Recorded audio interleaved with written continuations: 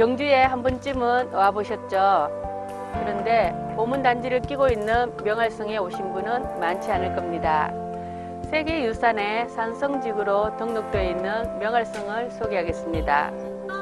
이곳은 삼국유사에 의하면 신라 육부촌 중의 하나인 금산가리촌의 촌장이고 백시의 시조인 지타공이 하늘에서 내려온 곳입니다. 명할산의 북쪽 봉우리를 감싼 석성과 남쪽 봉우리를 감싼 토성으로 지금은 석성 일부만 복원되었습니다.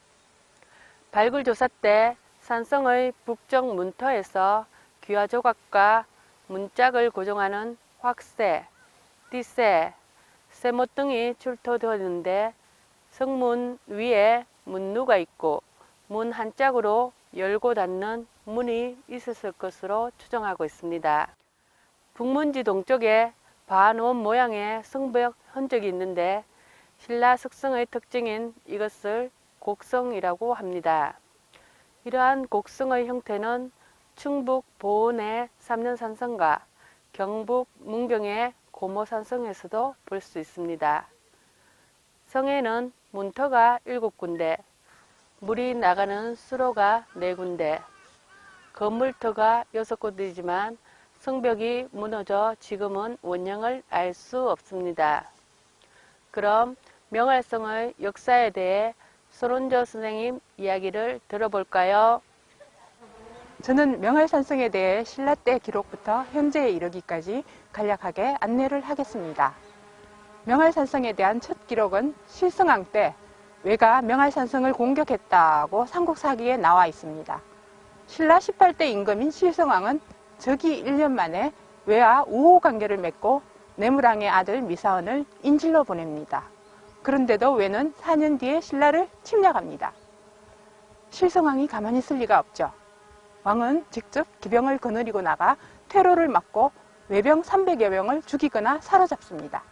명할성이 실성왕 이전에도 있었다는 이야기지요.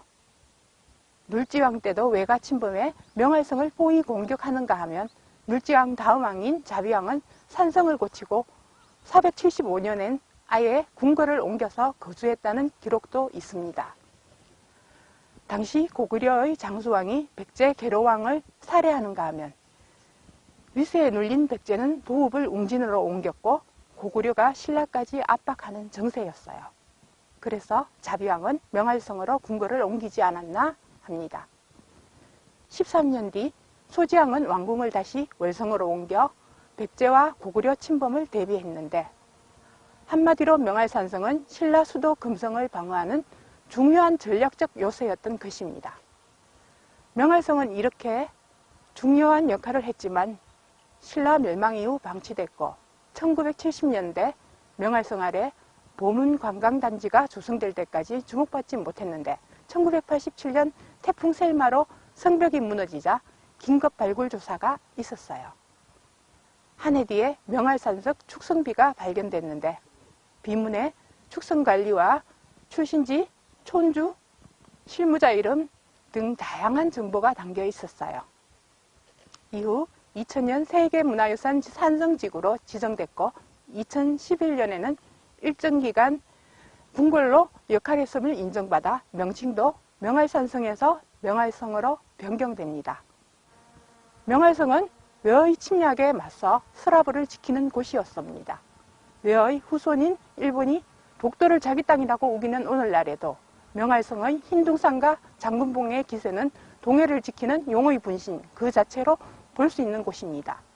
네, 다음은 명할성의 기능에 대해 이정옥 선생님 이야기를 들어볼까요? 네, 앞서 명할성에 얽힌 역사 등에 대해서 들어보았는데요. 저는 성사키와 구실에 대해서 조금 더 말씀드리겠습니다. 신라 때는 무기의 종류와 위력이 지금처럼 발달하지 않았기 때문에 튼튼하게 쌓아 올려진 성벽을 공략하기란 쉽지 않았습니다. 그만큼 축성의 즉 성을 쌓는 일은 한 나라의 국방력과 직결된 매우 중요한 일이었는데요. 삼국 중 신라는 성을 매우 견고하고 높게 쌓았는데요. 뛰어난 기술을 가진 나라였습니다. 삼국사기 기록에 따르면 초기 명할성은 토성이었고요. 551년 진흥왕이 석성을 고쳐 쌓고 명활성 적성비를 세웠습니다. 진평왕 때 석성을 개축했으며 자비왕 때부터 소지왕 때까지 궁성으로 사용하였습니다. 선덕여왕 때 일어난 비담의 난의 근거지 역시 이 명활성이었다고 합니다. 이처럼 명활성은 외적의 침략을 방어하는 곳이자 내란의 기지가 될 정도의 내구성을 갖춘 중요한 역할을 한 성이었습니다. 임금이 살았던 궁성 꼭 기억해 주세요. 지금까지 저는 명활성에 대해 말씀드렸고요. 이어서 김명남 선생님께서는 비담의 난을 흥미진진하게 소개해 주실 겁니다. 김명남 선생님 부탁드립니다. TV 드라마 선덕여왕 보신 적 있습니까? 그때 선덕여왕과 함께 한껏 존재감을 발휘한 인물이 있었는데 바로 비담입니다. 비담이 언제 태어났는지 부모가 누구인지 모르지만 선덕여왕 제24년인 645년 신라 최고 의결기구인 화백위의 수장인 상대등이 올라 그 위세를 떨치다가 647년 선덕여왕을 내쫓고 스스로 왕이 되고자 반란을 일으킨 자가 비담입니다. 그러나 그 반란은 겨우 10일 만에 진압을 당해 구족이 멸문하고 말았습니다. 그 과정을 좀 더 살펴보면 상대등이 된 비담은 정치 주도권을 놓고 김춘추와 김유신과 경쟁을 했습니다. 여자는 나라를 잘 다스릴 수 없다며 선덕여왕의 실정을 내세워 염종 등 진골 귀족들과 함께 반란을 일으킵니다. 그 당시 선덕여왕이 왕실을 중심으로 한 권력의 중앙 집권화를 강력하게 추진하자 귀족들은 자신의 위치가 불안해져서 반기를 든 것입니다. 반란의 주축은 당연히 상대등 비담이었습니다. 명활산을 근거지로 비담이 반란을 일으키고 궁성인 월성을 공격하여 김유신 장군과 공방을 펼칩니다. 그러나 승부는 좀처럼 나지 않았습니다. 그러던 어느 날 밤 선덕여왕의 왕군이 있는 월성 쪽에서 큰 별이 떨어지는 사건이 일어납니다.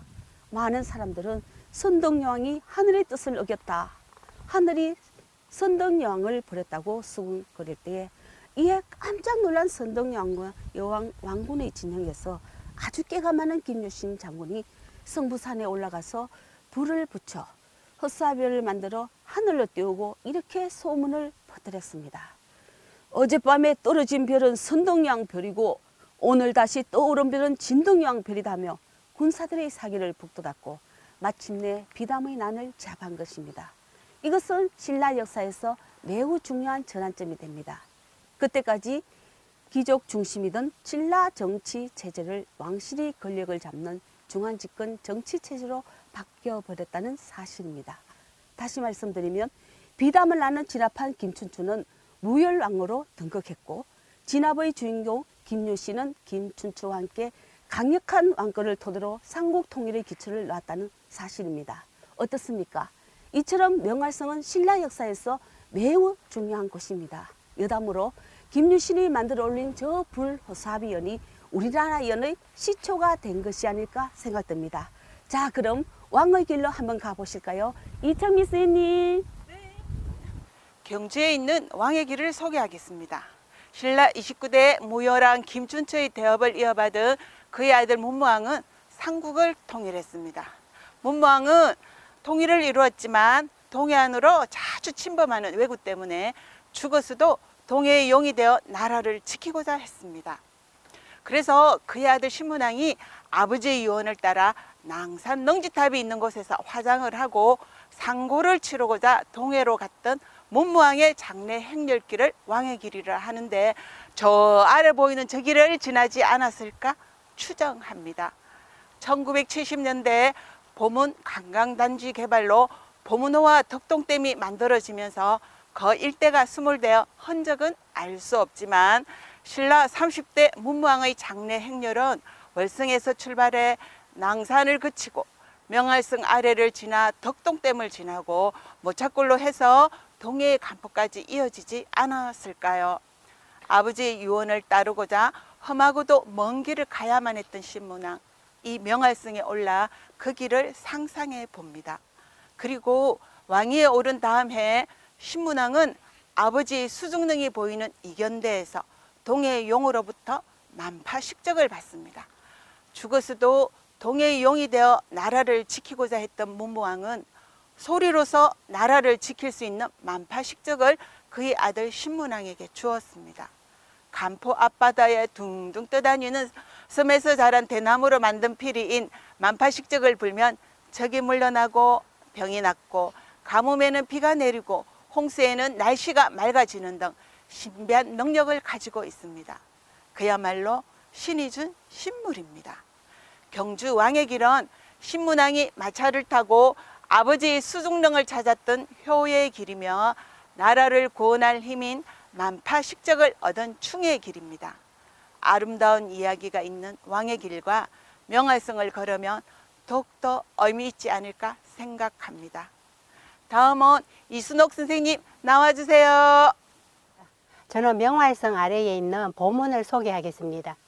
보문이라는 명칭은 삼국유사의 사복 불원조와 관계가 있는 이름입니다.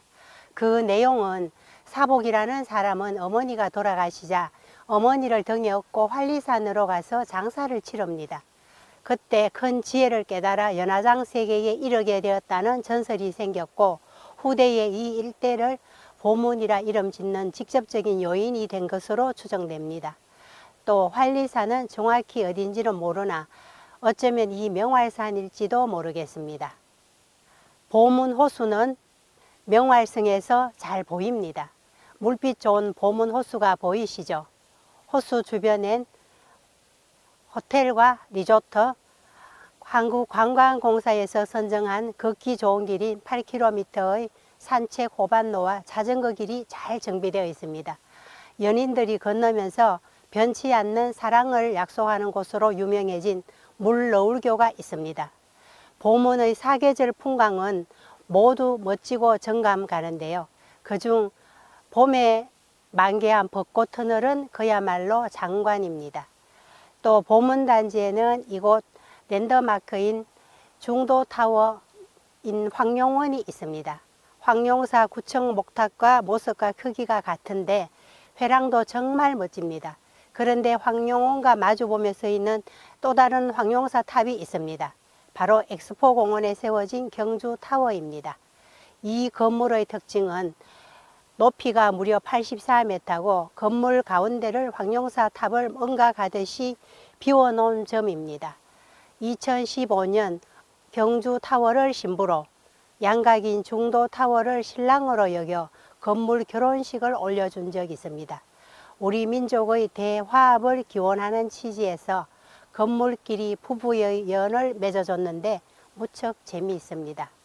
경주타워 꼭대기에서 보문단지와 호수를 한눈에 볼 수 있고 근처 경주월드에는 아파트 20층 높이까지 올라가는 놀이공원 시설물인 드라켄이 있습니다. 고난도 스릴을 즐기는 젊은이들이 즐겨 찾습니다. 이처럼 보문단지는 호수와 숲, 놀이공원, 이색 볼거리가 가득한 그야말로 국민 관광 휴양지입니다.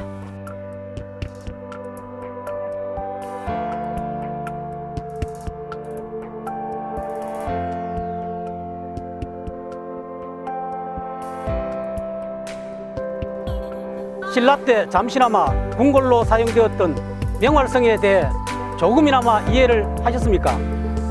경주에는 우리 후대에 남겨줄 소중한 문화유산이 무척 많습니다. 이 명활성 또한 그렇습니다. 익어가는 보문 들녘을 보며 단풍지는 명활성을 한 바퀴 돌아보면서 경주의 가을을 몸과 마음에 담아가세요. 이 가을 경주로 오세요!